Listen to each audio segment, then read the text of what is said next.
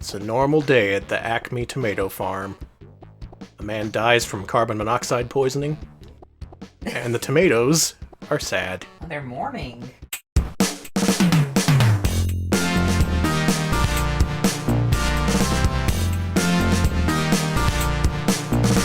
This week we are playing Sega Genesis prototypes and unreleased video games. Now, I pitched this as betas and prototypes. I want to push the betas to the end of the show if we have time for them, because looking through all these prototypes, there are so many unreleased games, and I want to talk about all of them. Okay. So let's do that. All right, where are we starting with? We're starting with the big boy, Fido Dino. Yes! The gay icon himself! Okay, so I think there have been enough new people in chat that I need to tell my Fido Dino story. Go ahead. Okay. So, Fido Dino was a pretty big he was a pretty big mascot overseas for 7-Up, and especially in Europe he was pretty big. They used him a little bit here in America, but he wasn't super big, at least when I was growing up. I don't remember too much Fido Dino stuff. But one day, my parents were driving through West Hollywood, and my mom and her wife, and there was a leather shop, because West Hollywood is an old neighborhood, and in that leather shop was a poster for Fido Dino, and my little baby brain, not ever seeing the Fido Dino merch, was like, oh, Fido Dino must be about gay people. And to this day, I associate Fido Dino with the queer community, so he is. Sorry. It's official. He is a gay community. He And is a gay icon. In terms of this stream, Fido Dino had an unreleased game for Sega Genesis. Also slated for Super Nintendo, I believe. I don't think that version has surfaced. This is from Kaneko, who outsourced development to somebody.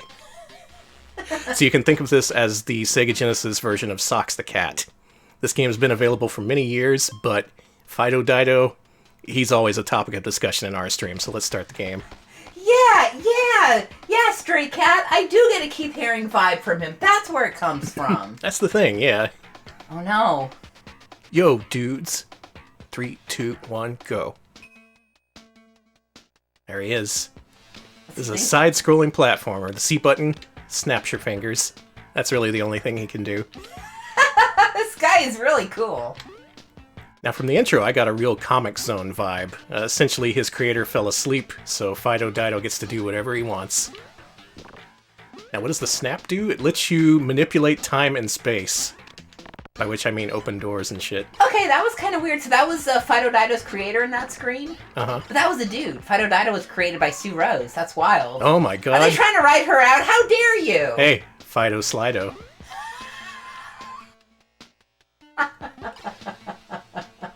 Now, the common theme tonight we're going to be exploring is trying to figure out why these games weren't released.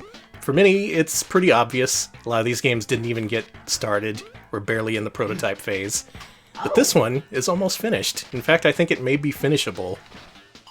Okay, chat correcting me. I was not paying attention. Chat's like they did think it was a woman in the title screen. So you know what?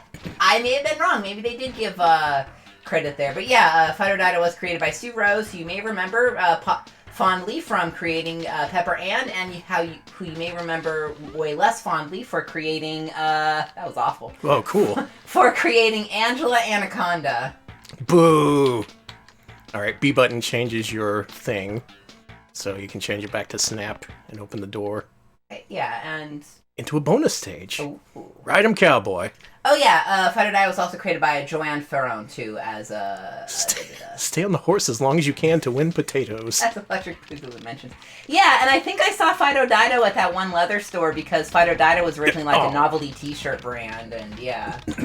He's not a good rodeo character. Clearly this is not the gay rodeo. Well, anyway, here's part 2 of the stage where I have to shoot bottles to get potatoes? Is this a gay thing? It is. Yeah, you know what? This is a gay Texas thing. All right. This is what you do if you're gay in the South. Shoot potatoes, get money. Mm-hmm. We're all familiar with that hustle. This is kind of a strange game to just jump into. Maybe if I was more familiar with Fido Dino's over. He doesn't have one. He's just a brand mascot. Someone mentioned before the show that he was seen in, like, After These Messages things for Saturday morning cartoons. Mm-hmm. Oh, and he plays blackjack, so he teaches kids how to gamble. Oh, good. I want to play the video game. Lack of cash. Where'd your cash go? Oh, that's a 20. I'm holding that. Okay. I You win. won! You beat Fido Dino. I can't they put blackjack in a kid's game. That fucking... Wow. I don't even care. He's a commercial character. He really is. He's designed to promote and to sell. He's a businessman. 18, I'll go for it. Look at this is a lot of blackjack though, like. Can I exit? I don't want to play this anymore. No, you gotta keep playing blackjack, honey. You must keep gambling. What if I lose all my money? He can't make me play blackjack if I don't have any money.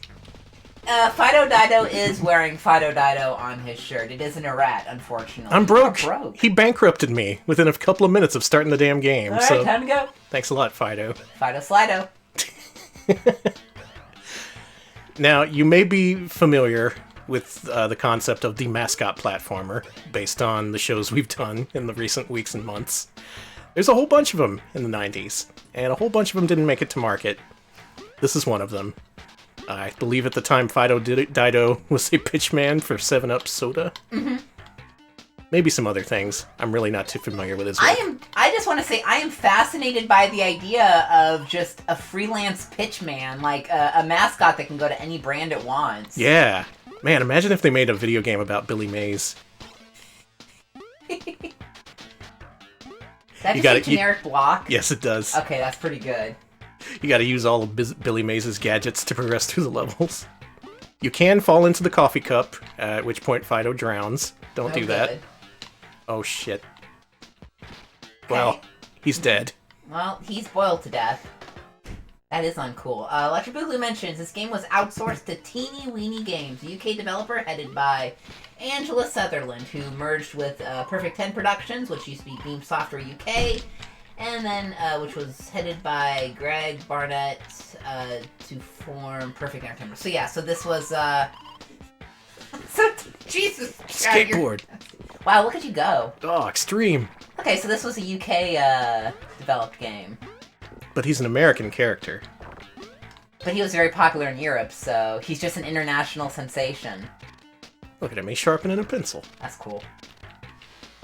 Oh, I have 24 pencils now. Holy shit. That's a lot of pencils. I can draw tons of blocks. I guess it's kind of unique that a game would allow you to draw your own platforms. That is something that Comic Zone never quite got. It was just like, you're in a comic book, and now you're karate kicking a whole bunch of bad guys. This, it feels more like an interactive cartoon. At least from my first impressions here. I'm getting that vibe. So they tried to do something different. Apparently it didn't succeed. It seems fairly complete as far as I know, so if you want to play through this, you can download this prototype. We're also going to mention the sources of some of these prototypes. These games come from various places, often from Sega themselves.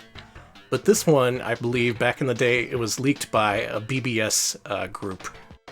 Because that's how games got distributed back then. Oh, through God. BBS's news groups, stuff like that.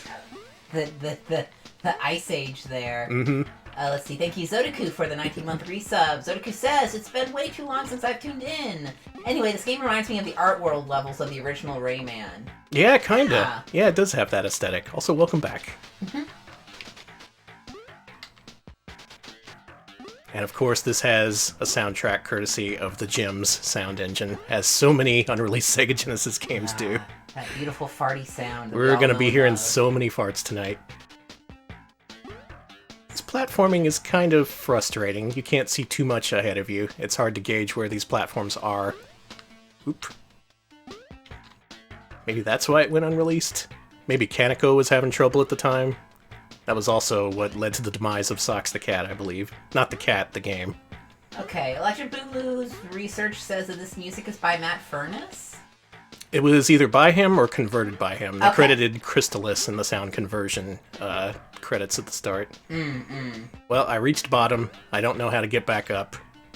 There's a common problem with prototypes. These games are unfinished or just unpolished, where it's not obvious what to do.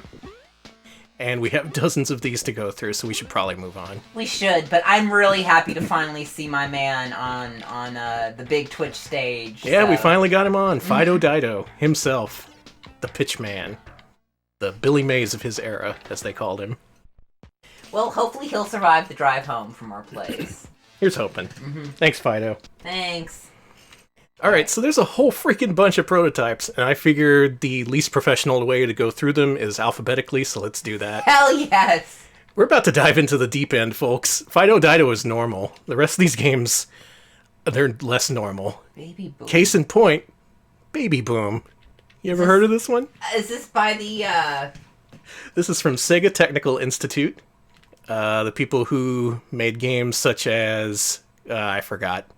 Is this? What the fuck? You like babies? They're okay. Well, we have a couple of games about babies. First of these is Baby Boom. Which... that should be a baby graphic who knocked over the O. Instead, it's just a pile of glitches. Don't worry about it. It's fine. Now, this game has a story, and oh my god. New Year's Eve 1999. The party of the century begins without you. While they revel, you get rich. Easy money. A cool $1,000,000. Just to watch a couple hundred babies. The best part? They're already being monitored in an automated romper room at the swank womb tomb apartment called The Hive. Womb tomb? Womb to tomb.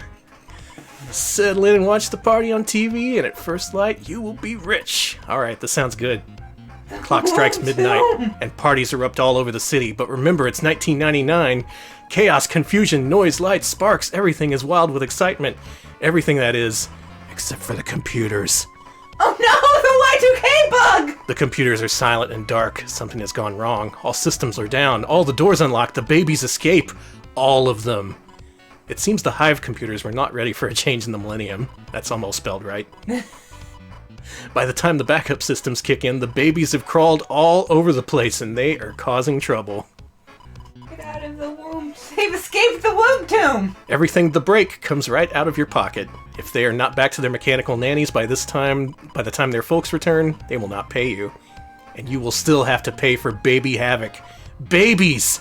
Everywhere! Too many to carry. Cajole them, coax them, point them in the right direction, just get them back to their cribs. Easy money? In a pig's eye. Happy New Year! Wow! So this is scheduled to be released in 1994. There are multiple prototypes available. This game was developed over most of 94, maybe in 93 as well.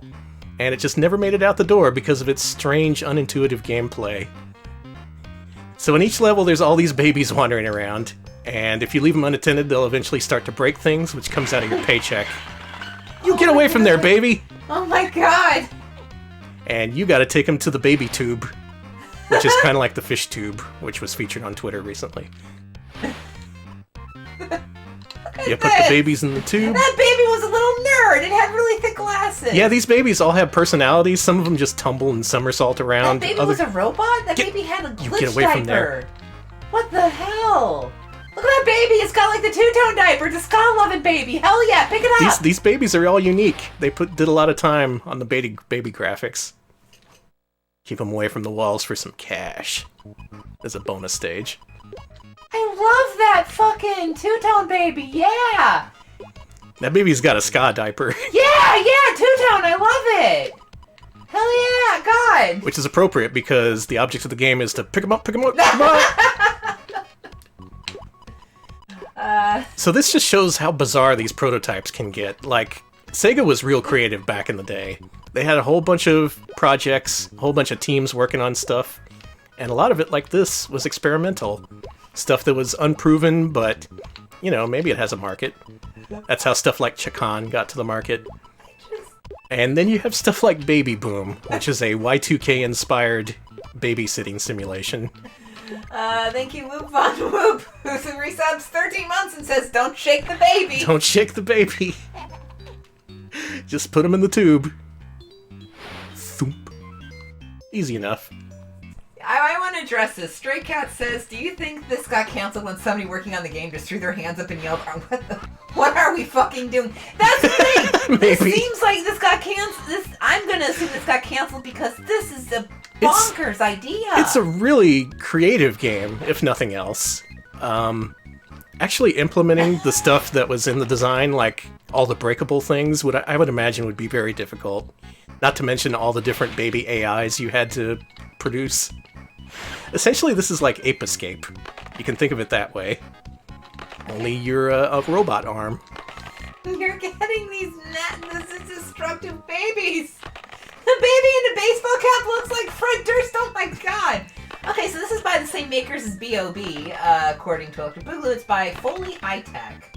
That makes sense. Let's see, babies. God. The other major problem I can see is that a lot of the appeal would be like, these babies raising havoc, seeing all the stuff they can break. Yeah. That's not something you see during the course of gameplay because you're always going to be zipping around trying to put these babies somewhere. So a lot of your core conceit will go unnoticed by most players. Which is a shame, because if you sit around and watch them actually destroy stuff, it's pretty entertaining. They climb up on shelves, they get into... Oh, this baby! This baby got in the fridge and started going apeshit! That baby's got a knife! They're tossing knives! No! Oh my god! See, this is why I like the Sega Genesis. If we had done Super Nintendo prototypes, we wouldn't have seen even one game that's a tenth as crazy as this. This is out of control.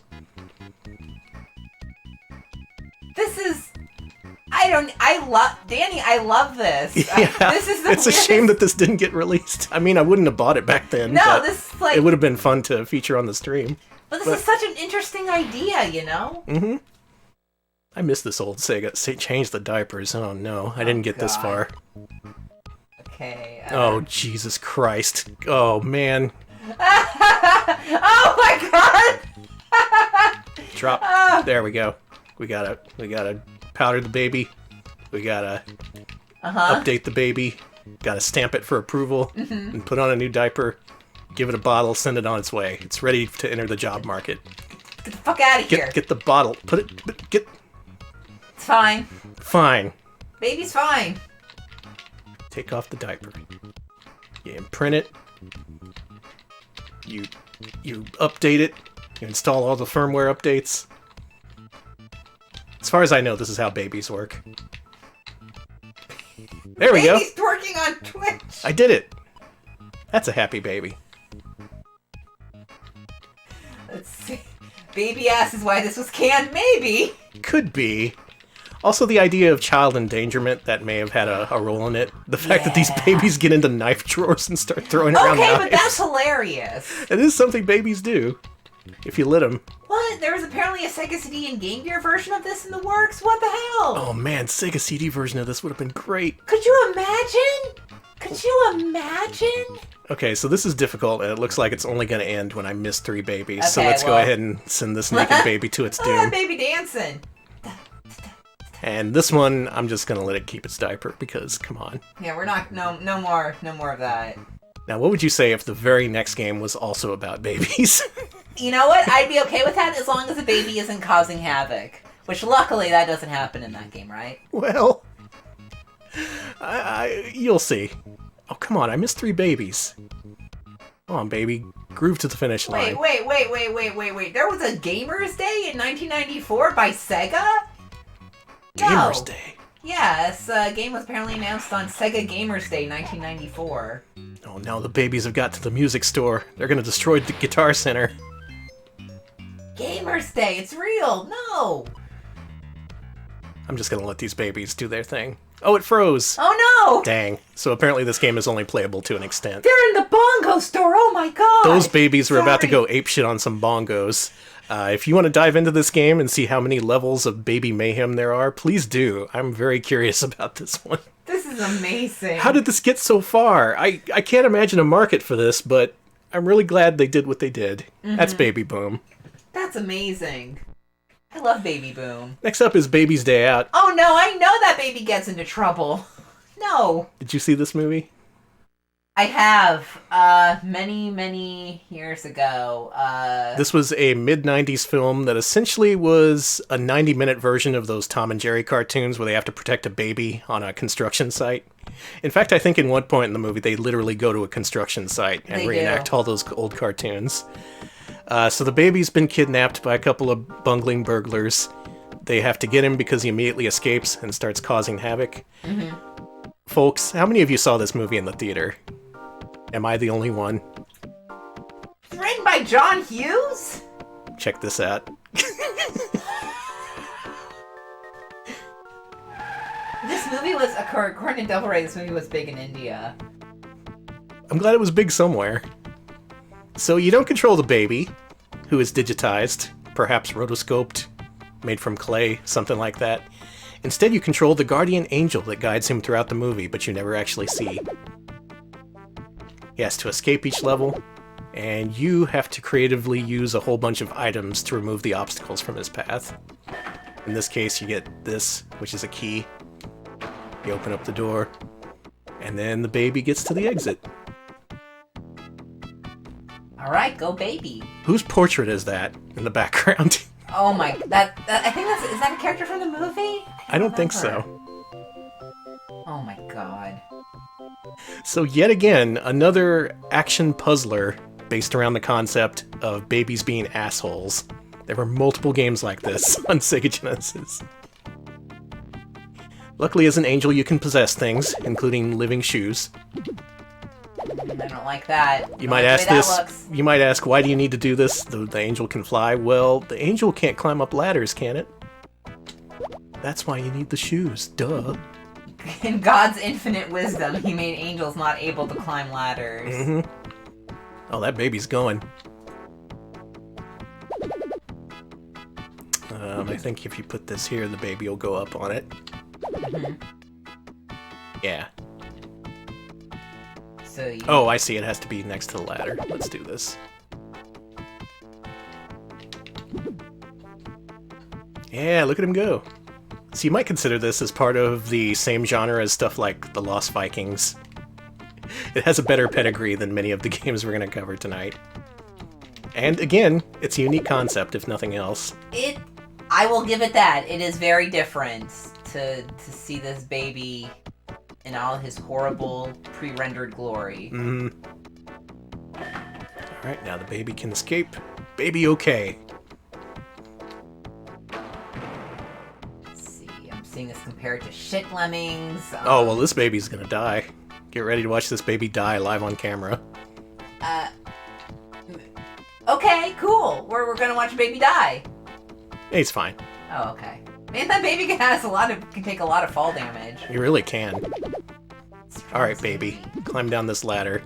I need to go get my boots so I can do the same thing. This is by Designer Software. Very designer, but... And it was going to be published by High Tech Expressions, who made horrible games in the 16-bit era. Honestly, if this had been released, it would have been one of their better games, honestly. Yeah, this, as much as I'm making fun of it because it's a Baby's Day Out game, this is much like the other baby game. This is at least different, I can only imagine, maybe the movie wasn't as successful as they wanted. Maybe they just didn't figure enough people would want a game about a baby. Mm-hmm. Let's see, but at least 2 different companies, including Sega themselves, thought it was baby time. Yeah, and this game, Flashpoint was mentioned a couple times. There was an ad for this game on the Baby's Day Out VHS tape, so this was really close to coming out. Oh, that's a shame. I bet kids were looking forward to that. To the Baby's Day Out game? Yeah. The Baby's Day Out puzzle platformer What are these? Okay, those look great. Those look amazing. I'm pretty sure those were also not in the movie. No, not at all. I want to say this came out in the same 2-year time span as Stay Tuned and Mom and Dad Save the Universe. I want to say Baby's Day Out was a few years after that time period, but I also conflate a lot of time periods together, so. I'm saying that because I saw all those movies in the theater around the time. I was the one guy who saw Stay Tuned when it was contemporary. I saw that on VH. Oh yeah, you can detach your eyes to look around. No, you can't. Put those back on, Danny. Okay. Thank you. Thank you, Orange Wright, for the 12-month resub. Orange Wright says, okay, baby. Baby, okay. I think that gives the idea of Baby's Day Out. Yep, a pretty unique action platformer, I suppose, since when you get the shoes, you can jump and climb ladders and stuff. Mm-hmm. Go and help Baby Bink get back to his parents and save him from the construction site with Tom and Jerry. Can do. Something like that. Let's move on. We have so many of these games. Barbie Vacation Adventure, never released, but planned for the Sega Genesis. Where should go on vacation to? Well, let's find out. Okay. Another high-tech expressions. Don't go to Austin, Barbie. You need to scream at Barbie. Sorry, Barbie. High Tech just really had a bad time trying to release stuff for Genesis.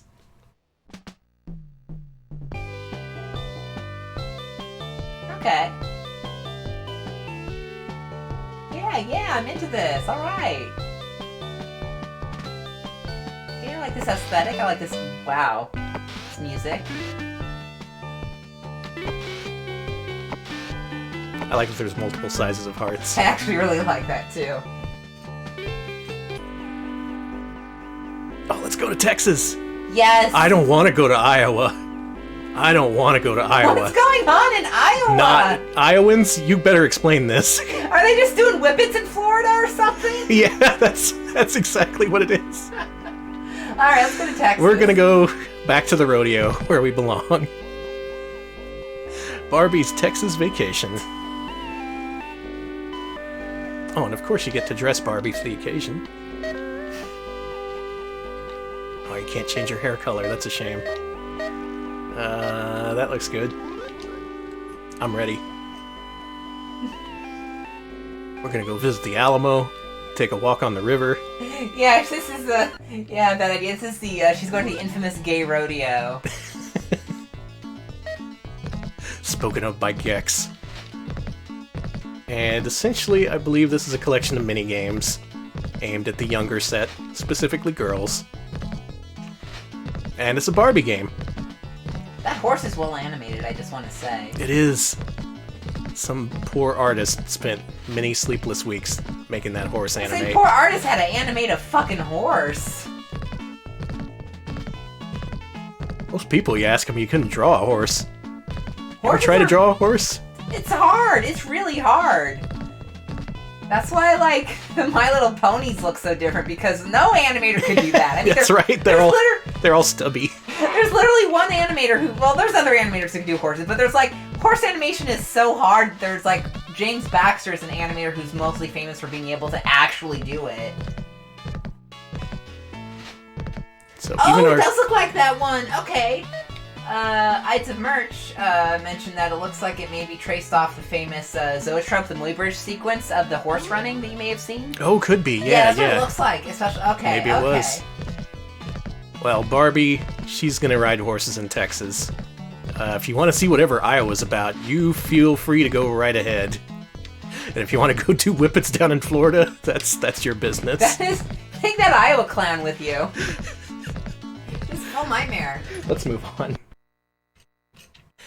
Barney was released, unfortunately. Let's see what wasn't released. Beast Ball doesn't sound like it came out. I've never heard of Beast Ball. Well, now you have. Beast Ball. Okay, there better be cool animal people or monsters in this, or else this sucks. I'm just gonna say. I choose to play an unfriendly match. Get it? What's with this music? Now you can play as the Slayers, the Huns, the Punishers, the Savages, the Mad Dogs, the Warlords, the Assassins, the Thugs. Let's be the Thugs. Okay. Hey, this music sucks. Yeah. Yeah, these are old men. These aren't cool monster people. What the fuck? That's what surprised me when I played this, because the name of the game, you know, you think you'd be controlling beasts. No, you just control ugly, muscled old men. And yet it's called Beast Ball. What the hell is this? Oh, that was a nice big spurt of blood there. And essentially, from what I can tell, this is rugby for the muscled elderly gentleman. Fucking, can I say something? Go ahead. No Beast Ball for old men. Thank you.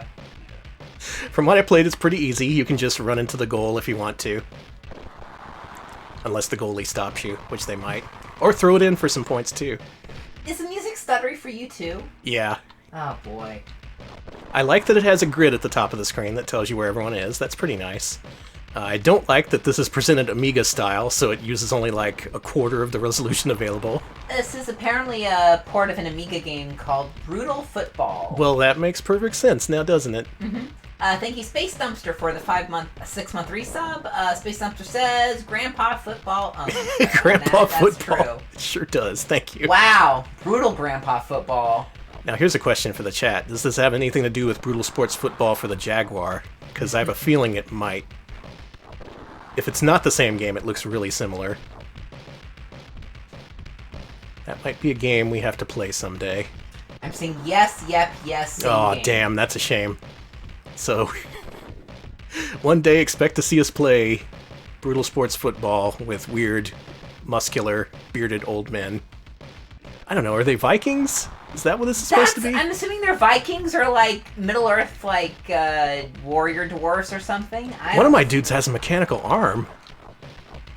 So, like, maybe you can graft him, cybernetics to these characters or something? One of them has a shield. There was a turtle on the field. There's no rules here. No law.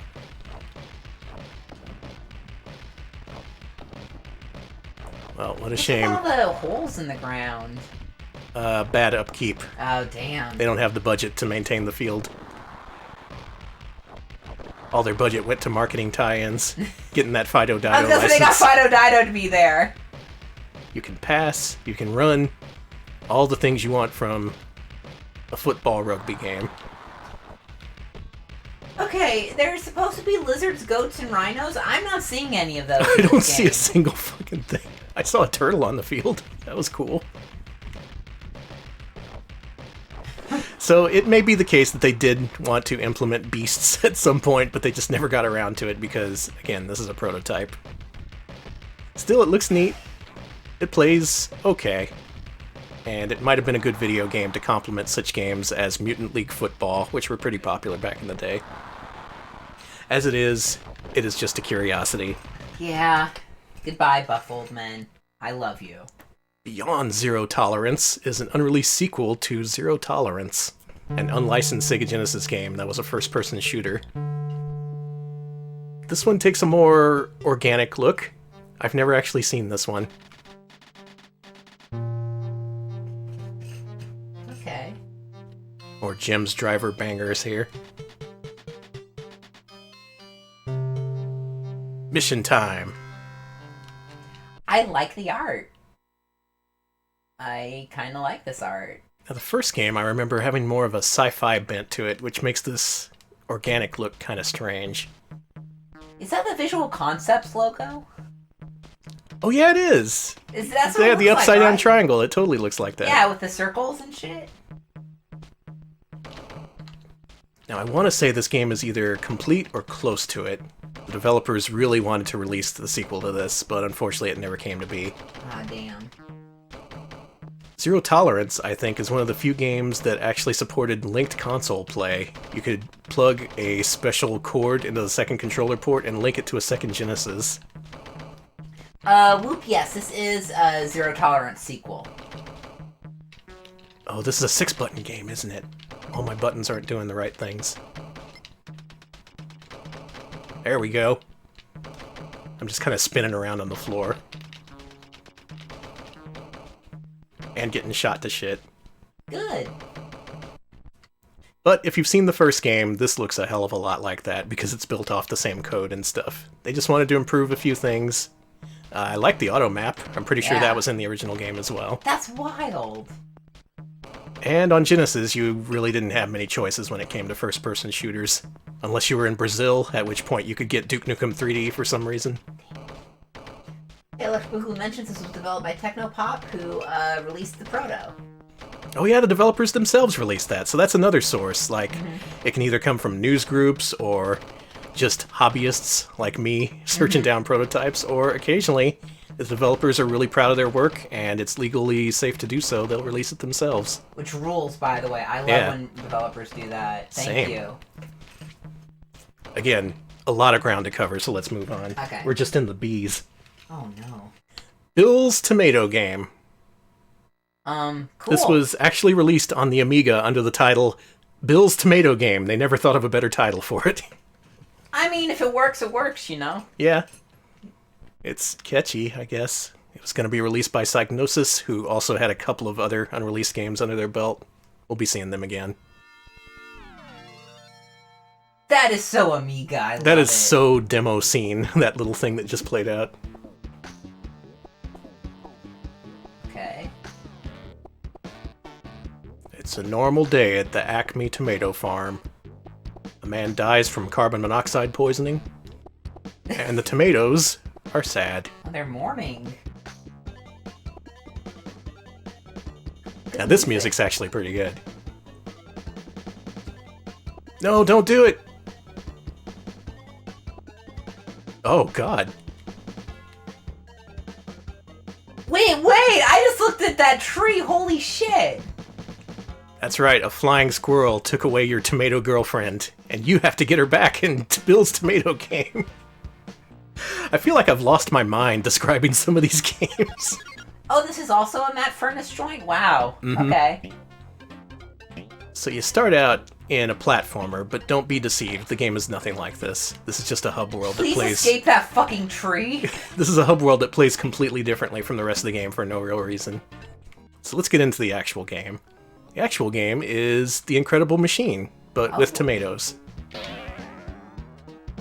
Yeah, you launch your tomato to figure out what to do, and then when you think you have a solution, you use the pieces in your inventory to lay down something that may help your tomato buddies.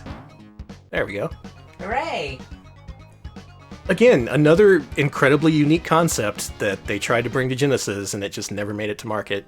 That's what I'm noticing about a lot of these games. Like, usually, unreleased games are just, like, really shitty licensed games, or platformers that had no reason to exist, but these games are very unique. They have gameplay I can't really compare to anything else.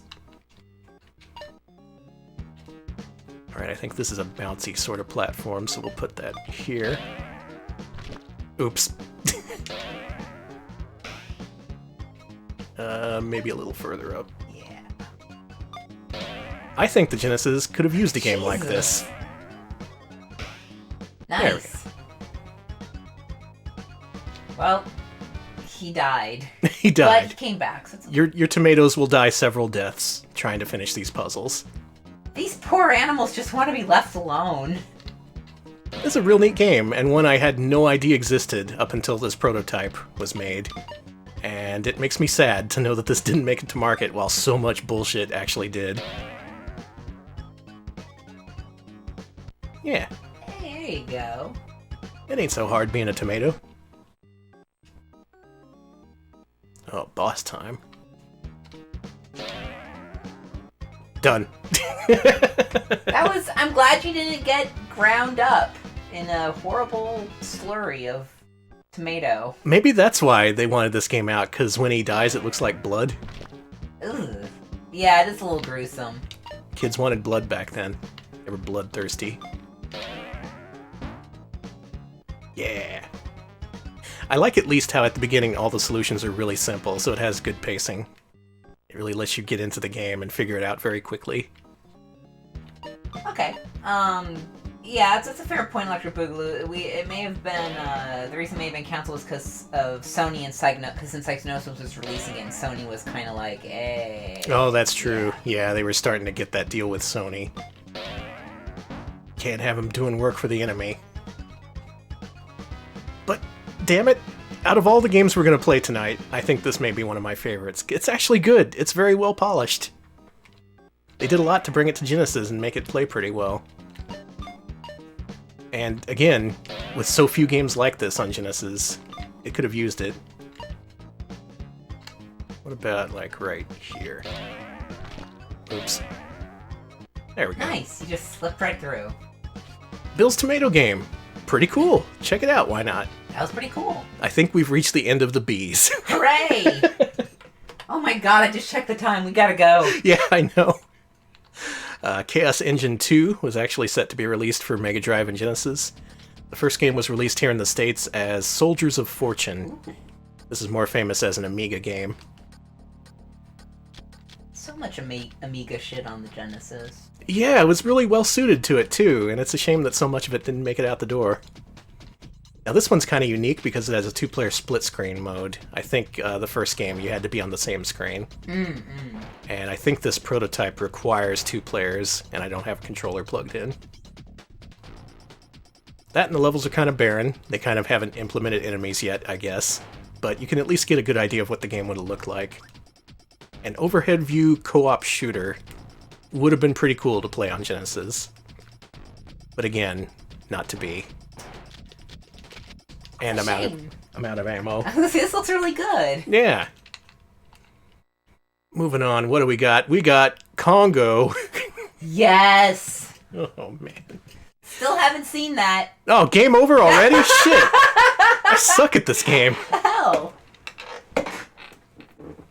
Okay, the visual concept. Okay, never mind. Yeah, you're going to be seeing these people a couple times. Cool. Now, last time we featured good old Congo on the stream, it was with the Sega Saturn game, which was entirely original, unique to the system, never ported. This Congo game, I think, is in a similar boat. Pun intended. I think it's at the point where they haven't implemented sound yet, so that's kind of unfortunate.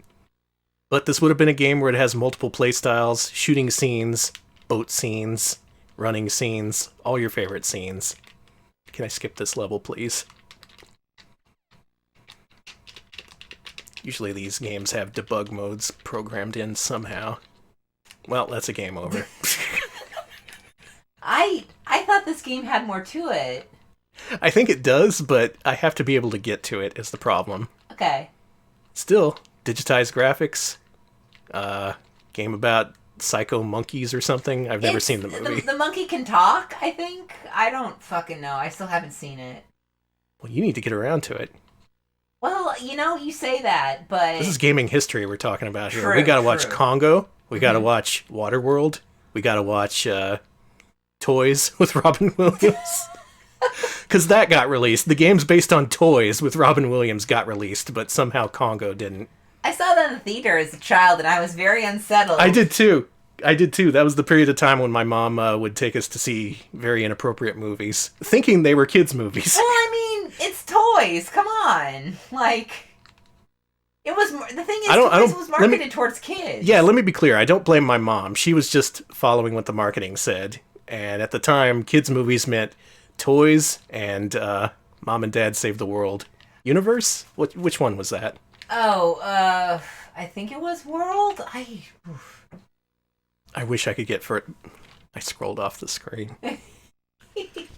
That's Congo. One of many, many, many licensed video games that never got a commercial release. Curse, this is a US prototype, but it's functionally the same as the Japanese one, so it's outside the purview of this stream so far. Okay. Again, if we have time at the end of the stream, I'd like to showcase some betas. Danny Sullivan's Indie Heat. Ooh. Get out your BBH emotes. Mm-hmm. Danny S is in the house. BBH is already spammed him, thank you.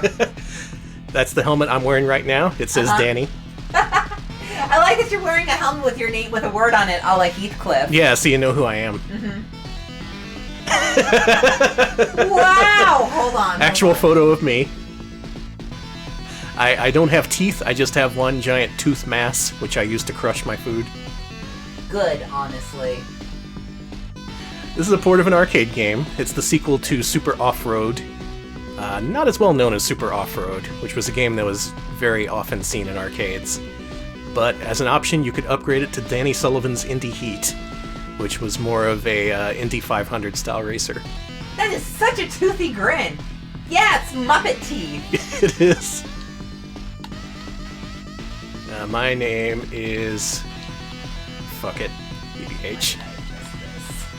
There we go. That's what BBH looks like.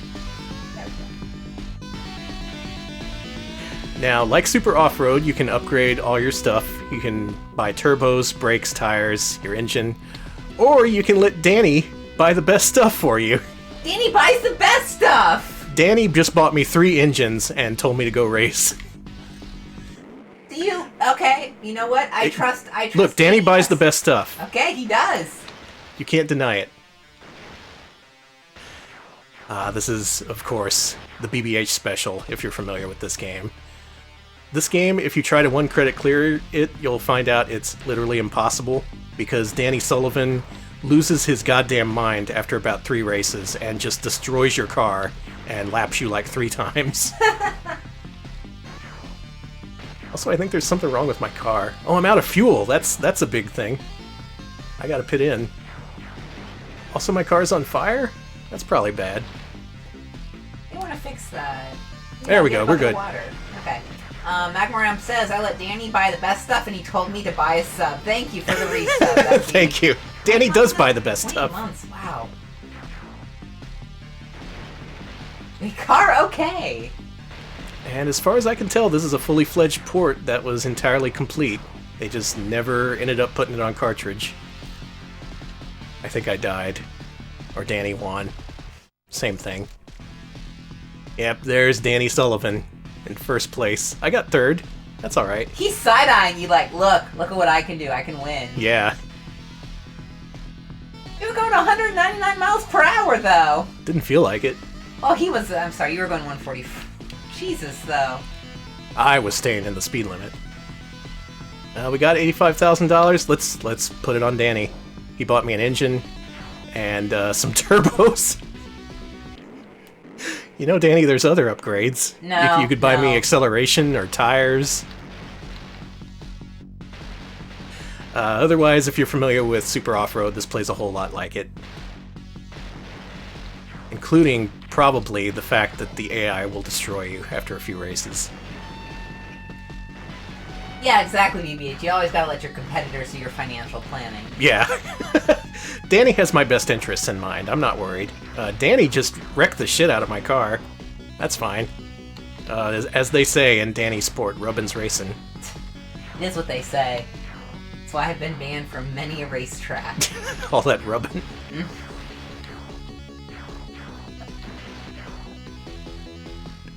Just drag you out and you scream, "Rubbin's racing! There's like, Rubbin's please, racing, sir!" I'm out of fuel and on fire. And you've only got like 5 laps of a 10-lap race done. Thanks, Danny. You picked the best stuff. Yeah, this doesn't control all that well, which isn't surprising.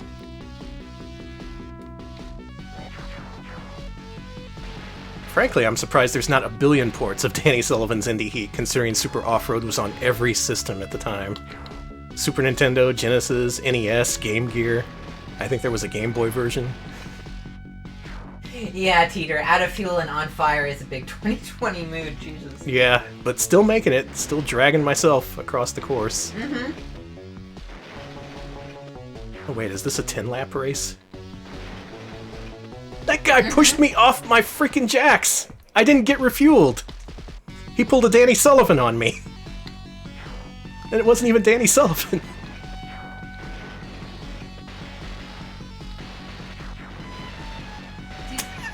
Just please, God! I'm in bad shape.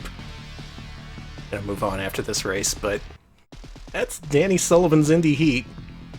Don't trust Danny. Danny does not have your best interests in mind. He'll buy you 3 engines and tell you good luck. BBH is mentioning that Danny Sullivan is more aggressive in this version, and also that race usually has 5 laps instead of 10, so... Wow. This game's brutal, then. I do like that photo of Danny Sullivan down there, though. Me too. He buys the best stuff. Come on, Danny, buy me one more engine. He did. What are you going to do with all these fucking engines? Let's burn rubber with Danny Sullivan. Thanks, Danny. Moving on. What's our next unreleased game here? What the hell is Dominus? You ever heard of this? It sounds like something you'd hear in like one of those Gregorian monk chants from the 90s. Dominus. Mm-hmm. No, wait, that's the Sephiroth song. Close enough. Alright, Dominus is not working. This may, in fact, be a PAL game, and I should have mentioned this earlier, we're using original hardware. Oh, okay. So some incompatibilities are going to crop up. I don't know why I was surprised by you using original hardware. I'm staring at it right now. Oh, wow. Dino Blaze! Okay, alright.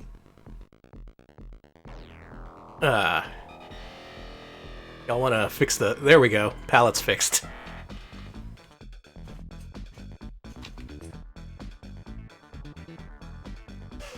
Yes, Whiskey Tango, we're actually the retro NTSCs.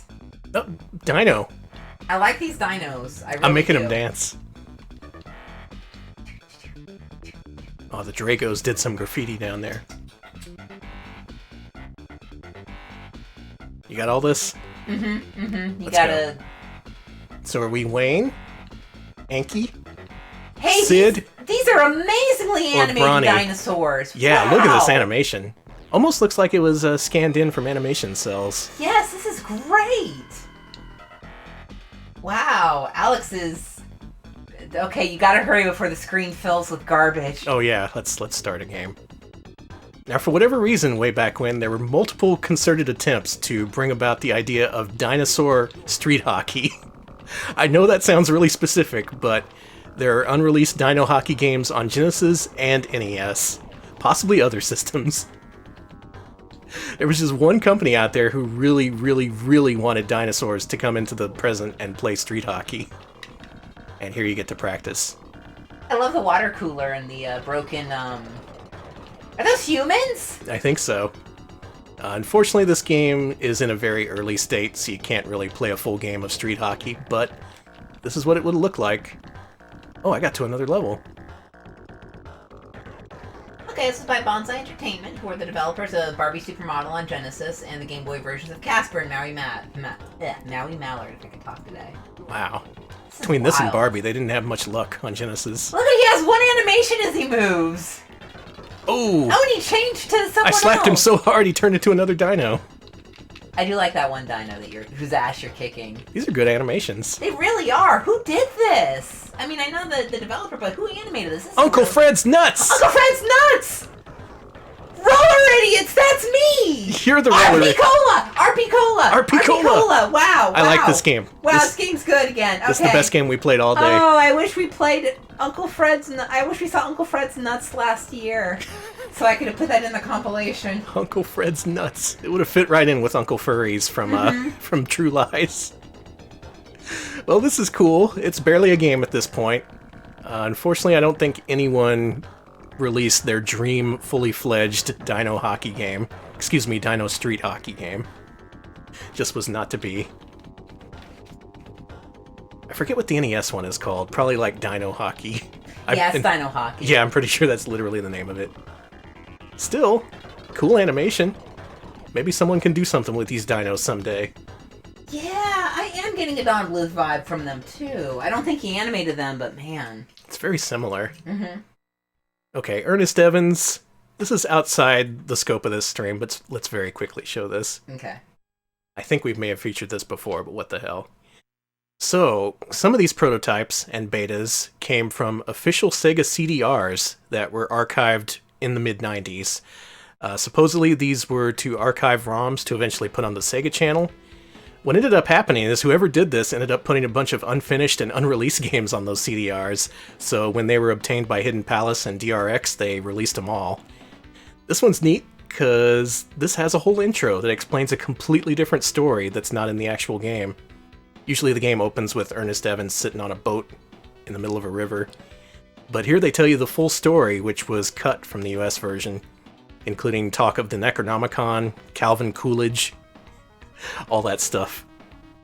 Oh yeah, this game implicates former US President Calvin Coolidge in owning the Necronomicon. Honestly, I can see it. Yes, this is the game with the man that wiggles. Absolutely. Yes. Unfortunately, the actual game is completely identical to the released version, except for the opening and ending. I think what they did is they changed the story. Yeah, there he is, Coolidge, the President of the United States. They changed the story because they didn't think Americans would understand the concept of a prequel, because this came out after El Viento. What they had to do is rewrite the story in the manual for Ernest Evans to be like, oh, this takes place afterward, and the El Viento you see is actually her daughter, or something like that. Or maybe they made it so that Annette was supposed to be 80 years old or something.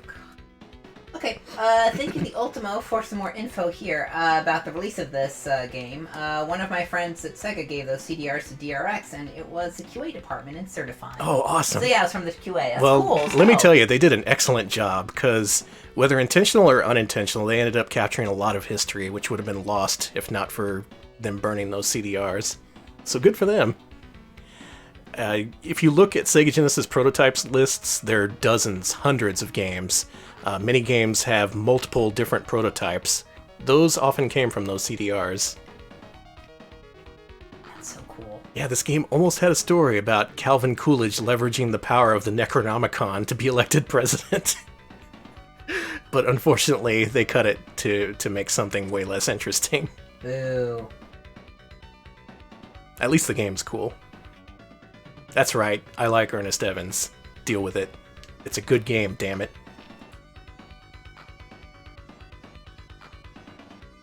Even the graphics in this intro are exclusive. That little animation there, just lost forever.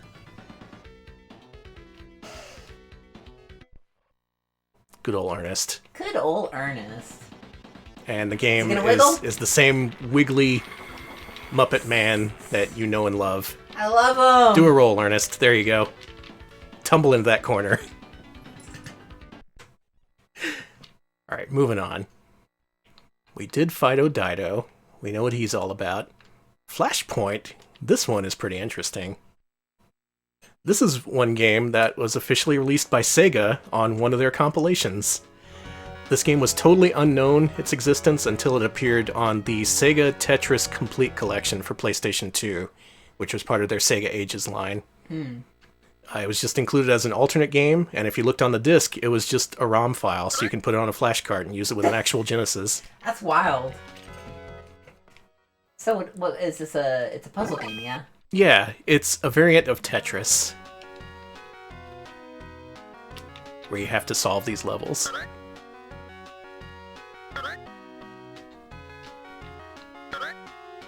It's not very exciting. This is based on an arcade game. Sega, of course, produced an arcade Tetris, and they also produced an arcade Flashpoint, which uses the Tetris Tetrids, but the gameplay is very different. Instead of making lines, you have to clear specific lines on each level. Oh, I see. That's interesting. So you can play it kind of differently from what Tetris usually is. Oh, that background's from Fantasy Zone. Oh, that's cute. Later you reuse assets. And like many of these games, this seems pretty complete, ready for retail, just never made it.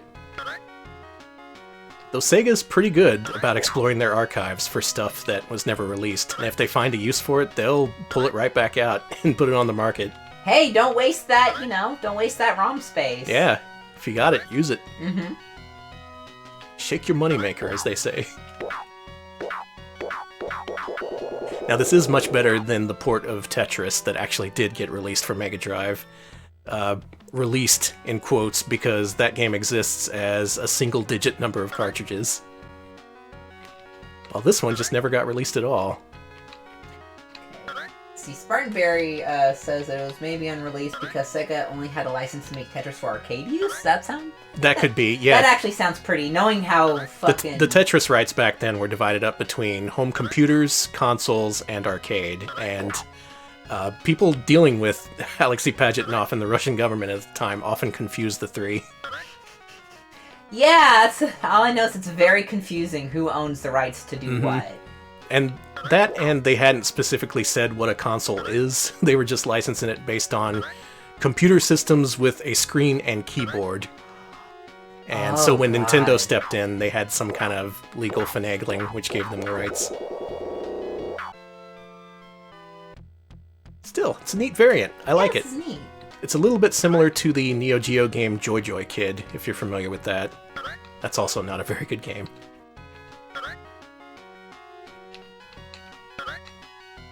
Also very unusual that this kind of game would come to light in an officially commercially released product. That usually doesn't happen.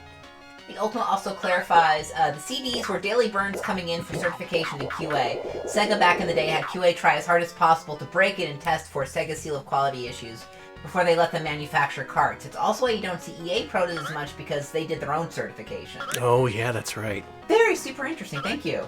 Yeah, I do see EA Protos sometimes. I think there's a couple on eBay right now, actually.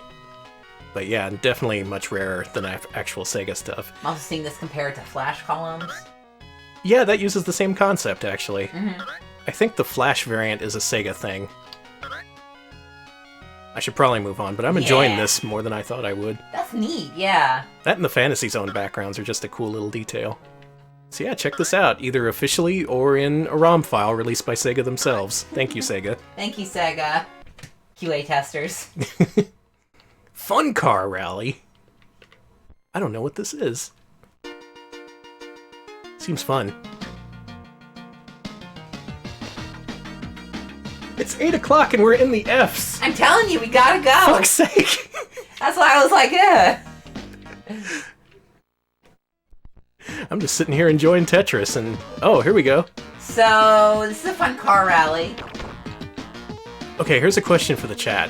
What are funny cars? Because, like, whenever Bigfoot came to town, they were all like, oh, go see Bigfoot and funny car racing. And I always wondered as a kid, what the hell's a funny car? Is this something I've asked on stream before? It feels like I don't know. Okay, I'm seeing that funny cars are Blombies. They're Blomby cars, that's what they are. Oh. Okay, funny cars have those weird big boxes on top, like huge spoilers. Oh my god, a lot of people are talking about I this. see, so it's a class of car. Yeah, funny cars burn nitro.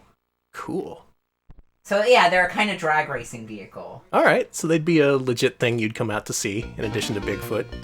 Okay, so it's like, yeah, so it's just like souped up drag racing cars. Okay, that's cool. In terms of gameplay, this seems most like the Neo Drift Out series, only a little bit faster, and it doesn't tell you what the turns are. That makes it a little difficult. But if this came out, it could have competed with Danny Sullivan.